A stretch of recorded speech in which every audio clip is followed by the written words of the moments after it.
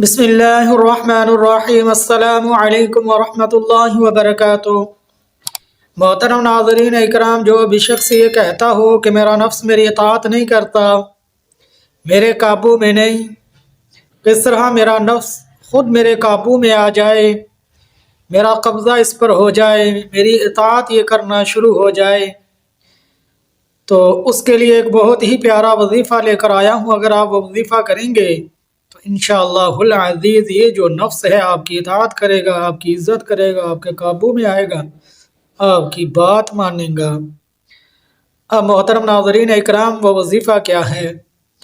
آپ نے المالک جل جلالہ، یہ اللہ کا صفاتی نام اسم اعظم ہے، آپ نے اس کو روزانہ 100 مرتبہ پڑھنا ہے۔